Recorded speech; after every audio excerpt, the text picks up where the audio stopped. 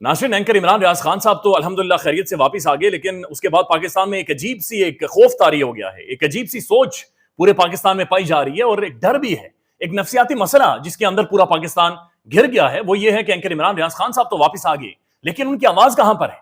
इमरान रियाज खान की पहचान तो उसकी गरजदार आवाज थी। वो शेर की तरह बातचीत करता था, खुलकर बोलता था, लेकिन आज वो आवाज नहीं है। एक शख्स जिसकी आवाज पूरे पाकिस्तान और दुनिया भर में गूंजती थी, बात करता था, लोग खड़े होकर सुनते थे, लोग खड़े हो जाते थे, उनकी वीडियो सबसे ज्यादा वायरल होती थी। लेकिन आज जब वो शख्स 4 माह के बाद वापस आया है तो वो हकलाता है, बात नहीं कर सकता। वो 10 सेकंड की बात के लिए 2 से 3 मिनट लेता है। उस बंदे के चेहरे के ऊपर मुस्कुराहट तो है, लेकिन पोस्चर ही बिगड़ा हुआ है। ये वो पोस्चर है ही नहीं कि वो एंकर इमरान रियाज खान की पर्सनालिटी, शख्सियत है ही नहीं। ये तो अपना अपना एक तप्पड़ दिखाकर, अपना पित्ता दिखाकर वो मुस्कुरा रहा है और वो खड़ा है।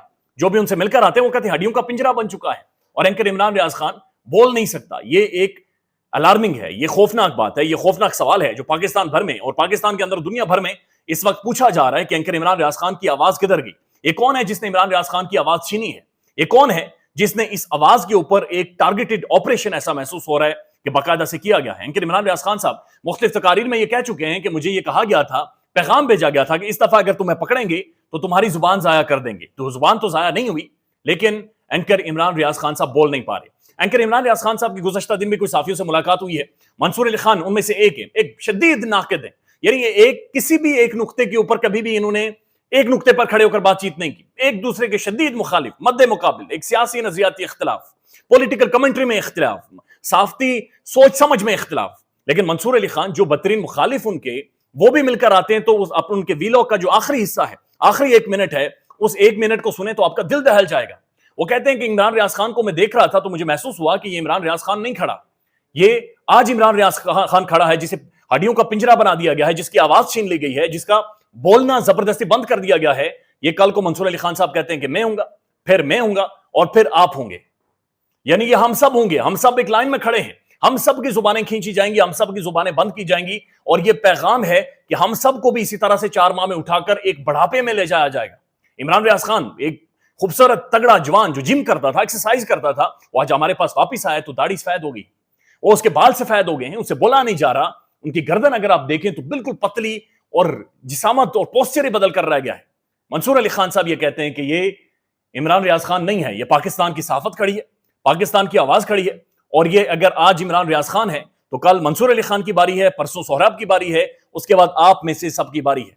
तो आप सब ये लाइन में खड़े होकर ये देख लें और महसूस कर लें कि इस लाइन के अंदर हम सब खड़े हैं और हम सब इंतजार कर रहे हैं कि कब हमें भी इसी तरह से उठाया जाए, गायब किया जाए और उसके बाद हम भी एक मेंटल टॉर्चर से गुजरें, हम भी एक गुमनामी से गुजरे, एक गुमनाम मुकाम से गुजरे, एक नामालूम जगह से गुजरे और उसके बाद पाकिस्तान में आकर मिट्टी पाव पॉलिसी और बातचीत करना शुरू कर दें और इससे आगे बढ़ जाएं कि इलाज कैसे होगा, ट्रीटमेंट कैसे होगा और बात यहां से आगे कैसे जाएगी। ये अलार्मिंग है, ये बहुत ज्यादा खौफनाक है। डॉक्टर मोहित पीरजादा साहब भी इस हवाले से कहते हैं, बल्कि उन्होंने अपने व्लॉग्स में जिक्र किया है कि हमें इस चीज के ऊपर बड़ा संजीदगी से सोचना पड़ेगा कि क्या एंकर इमरान रियाज खान को कोई केमिकल्स तो नहीं दिए गए, क्या उनकी जुबान को या फिर उनके बोलने को या उनका जो साइकोलॉजिकल मेंटल अप्रोच थी उसे तो नुकसान नहीं पहुंचाया गया, क्या कुछ चीजें उनके जिस्म में इंजेक्ट तो नहीं की गई, क्या उन्हें कुछ ऐसी चीजें खिलाई तो नहीं गई या केमिकल्स ऐसे नहीं खिलाई गई कि जिनकी वजह से वो नफसियाती तौर पर मेंटली उनकी जो अप्रोच है वो इतनी ज्यादा स्लो और डाउन हो गई है कि जिसकी वजह से उन्हें अल्फाज नहीं मिलते और एंकर इमरान रियाज खान साहब आज बोल नहीं पा रहे। बड़ी संजीदा नोयत के सवाल थे। लेकिन उसके बाद डॉक्टर मोहित पीरजादा साहब कुछ और भी गुफ्तगू कर रहे हैं। एक तो वो ये कह रहे हैं कि जो अमेरिकन डॉक्टर्स का एक पैनल है, उन्होंने उनसे कॉन्टेक्ट किया है और कॉन्टेक्ट करके उन्होंने कहा कि अगर इमरान रियाज खान साहब या उनकी फैमिली अमेरिका में आती है तो बाकायदा से उनका ट्रीटमेंट करने को तैयार है और हर तरह से जो भी फैसिलिटीज या फैसिलिटेट इमरान रियाज खान साहब और उनकी फैमिली को वो कर सके वो करेंगे। लेकिन साथ पाकिस्तान में सवाल ये भी पता होता है कि क्या आज भी एंकर इमरान रियाज खान साहब को इलाज के लिए मुल्क से बाहर जाने दिया जाएगा या बाहर नहीं जाने दिया जाएगा। दूसरी चीज ये भी है कि ये वही ओवरसीज पाकिस्तानीज हैं जिन्होंने रिजीम चेंज के बाद दुनिया भर में एक वावेला मचाया हुआ है, एक रोला डाला हुआ है। क्योंकि पाकिस्तान में हालात को, वाकयात को, लोगों को कंट्रोल करना, मैनेज करना तो बहुत ज्यादा आसान था, लेकिन क्या ओवरसीज पाकिस्तानीज को कंट्रोल किया गया? वो तो नहीं किया गया और जिसकी वजह से बहुत ज्यादा क्राइसिस पाकिस्तान के सिस्टम के अंदर क्रिएट हुआ और ये क्रेडिट ओवरसीज पाकिस्तानीज को जाता है। लेकिन मोहित पीरजादा साहब ये कहते हैं कि इमरान रियाज खान जब तक पाकिस्तान से बाहर नहीं आते और कोई अच्छे प्रोफेशनल से, अच्छी मेडिकल फैसिलिटीज से उनका ट्रीटमेंट नहीं करवाया जाता, तब तक ये मामला आगे नहीं जाएंगे। क्योंकि अगर मेंटल टॉर्चर हुआ है, अगर साइकोलॉजिकल डैमेज हुआ है, तो उसका फिर क्या टाइम फ्रेम होगा? एंकर इमरान रियाज खान कब ठीक होगा, कब ठीक होकर दोबारा से गुफ्तगू करें, कब वो घरजदार, एक जोर वाली, एक शेर वाली, एक किलिंग इंस्टिंक्ट जो उसकी शख्सियत थी वो दोबारा से वापस आएगी? ये वो सवालात हैं जिनका जवाब ना तो मंसूर अली खान दे सके, ना मोहित पीरजादा साहब दे पा रहे हैं, ना इनकर इमरान रियाज खान साहब की फैमिली दे पा रही है, और ना ही पाकिस्तान के अंदर कोई सोचने को तैयार है। क्योंकि जब सोचते हैं तो आपको सोचना भी मुश्किल हो जाता है कि उनके साथ क्या गुजरी है और क्या हुआ है।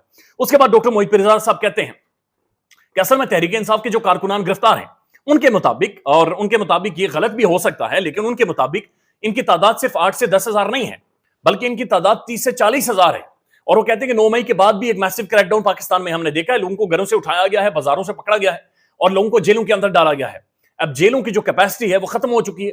कैपेसिटी से ज्यादा तहरीक इंसाफ के जो कारकुन है वो जेलों के अंदर मौजूद हैं, और उसके बाद भी वो कहते हैं कि जनाब ये पढ़े लिखे नौजवान थे, सोफिस्टिकेटेड लोग थे, अच्छे घरों में अच्छे मुआशरे में रहने वाले लोग थे, लिहाजा वो कैदी मुजरिम तो नहीं थे, उन्होंने जेल इससे पहले देखी नहीं थी। लेकिन अब वो जब जेल के अंदर बंद हैं तो एक एक सुराख, जिसे आप वॉशरूम कह सकते हैं, जहां पर आप रिलैक्स होने के लिए जाते हैं, वॉशरूम के बजाय वहां पर एक खड्डा बना हुआ है, और उस एक एक खड्डे के ऊपर तकरीबन एक सुराख के ऊपर तकरीबन 300 से 400 बंदा जब जाकर वहां पर वॉशरूम यूज करता है तो उसके ऊपर जो गंध है, उसके ऊपर जो मक्खियां हैं, उसके ऊपर जो एक उसकी अपनी एक स्मेल है, उसकी वजह से एक नफ्सियाती ट्रॉमा पाकिस्तान के अंदर डेवलप हो गया है। और तहरीक इंसाफ की खवातीन को, मर्दों को, तहरीक इंसाफ के बेशुमार लोगों को असल में एक टारगेटेड साइकोलॉजिकल डैमेज हुआ है या साइकोलॉजिकल डैमेज किया जा रहा है।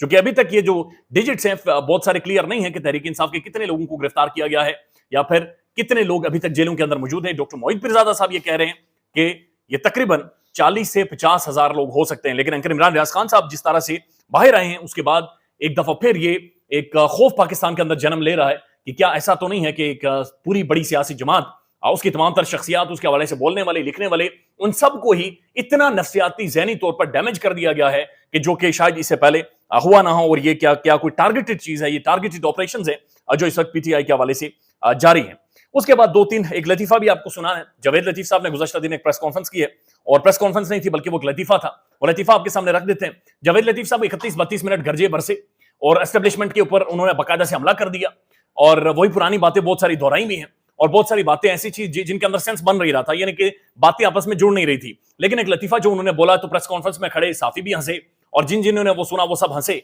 जवेद लतीफ साहब ने कहा कि मियां नवाज शरीफ और डील, ये मियां नवाज शरीफ की डिक्शनरी में लफ्ज ही नहीं है डील का, यानी मियां नवाज शरीफ डील कर ही नहीं सकता। पाकिस्तान की तारीख में अगर पॉलिटिकल डील किसी ने इंट्रोड्यूस करवाई है तो मियां मोहम्मद नवाज शरीफ साहब ने करवाई है। जो ही एक तरफ जावेद लतीफ साहब ये बात कर रहे थे, दूसरी तरफ मुशाहिद हुसैन सैयद साहब, पाकिस्तान के मोस्ट इंटेलेक्चुअल पॉलिटिशियन या सेनेटर आप ये कह सकते हैं, पार्लियामेंटेरियन, नून लीग से उनका ताल्लुक है। उन्होंने कहा कि नवाज शरीफ जब 90s में बाहर गए थे तो उनकी असल में बिल क्लिंटन ने, अमेरिकन उस वक्त के प्रेसिडेंट ने डील करवाई थी, और डील भी कुछ शराइत के ऊपर हुई थी, और उन्होंने बाकायदा से टाइम फ्रेम जारी किया था कि इतने टाइम के अंदर अंदर मियां साहब को मुल्क से बाहर निकाला जाए। और फिर उसके बाद आपने देखा कि अटक जेल से अचानक मियां साहब गायब हो जाते हैं, और फिर पता चलता है कि पाकिस्तान से बाहर चले गए और एक डील हुई थी।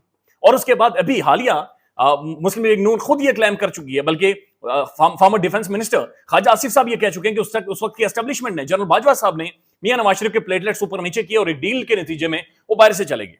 उसके बाद आपने ये भी देखा कि एक डील के बारे में बातचीत हो रही है कि मियां नवाज शरीफ ने असल में जनरल बाजवा के हवाले से जो एक्सटेंशन दी थी वो भी एक डील और एक गारंटीज का हिस्सा थी। लेकिन जावेद लतीफ साहब ने मजाक किया, एक लतीफा सुनाया जिसके ऊपर पूरा पाकिस्तान हंसा है। लेकिन इसके अंदर एक मैसेज भी है, पैगाम भी है कि आज भी पाकिस्तान को, पाकिस्तानी अवाम को बेवकूफ समझा जाता है। आज भी लोगों को जो उनके जो कलेक्टिव कॉन्शियस है, एक जो इज्तिमाई सोच है, उस इज्तिमाई सोच का और एक तारीख का मजाक बनाया जाता है, और लोगों के ठट्ठे उड़ाकर इस तरह के नैरेटिव्स बेचने की कोशिश की जाती है जिस तरह से जावेद लतीफ साहब ने बदकिस्मती से किया है। उसके बाद एक और खबर है, और ये खबर अगेन इसी खबर से ताल्लुक रखती है। जावेद चौधरी साहब ये कह रहे हैं कि मियां नवाज शरीफ साहब अब पाकिस्तान आएंगे तो उन्हें 5 साल के लिए वज़ीर आज़म बना दिया जाएगा, और वो 5 साल के लिए वज़ीर आज़म होंगे। मुस्तफा नवाज खोकर साहब ने हमें इंटरव्यू दिया, वो भी अपने इंटरव्यू में ये कहते हैं कि ऐसा महसूस हो रहा है कि जो इस वक्त पावर कॉरिडोर्स हैं उनका सॉफ्ट कॉर्नर नवाज शरीफ के लिए मौजूद है। और जावेद चौधरी साहब ये भी कहते हैं कि अगर मियां नवाज शरीफ को यह पता चल गया कि 1% भी चांस नहीं है उनका पाकिस्तान में आने का, तो फिर वो पाकिस्तान नहीं आएंगे, या फिर उनकी गिरफ्तारी का, अगर उन्हें गिरफ्तार किया जाएगा पाकिस्तान में एयरपोर्ट के ऊपर, अगर 1% भी यानी -1% भी अगर चांस है तो तब भी मियां साहब पाकिस्तान नहीं आएंगे। यानी गिरफ्तारी, उन्होंने कहा कि हथकड़ी मुझसे 100 मील आपने दूर रखनी, मैं हथकड़ी देख ही नहीं सकता।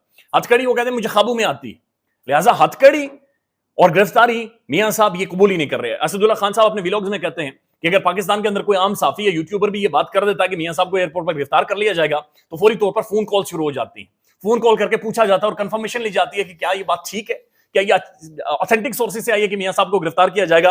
और फिर आपने देखा कि जब गिरफ्तारी के हवाले से इस वक्त मौजूदा निगरान जो इंटीरियर मिनिस्टर हैं उन्होंने बातचीत की, तो उसके ऊपर नून लीग दोबारा से एकदम पड़ गई, सब चीखो पुकार उन्होंने शुरू कर दी, वावेला डाल दिया, रोला डाल दिया।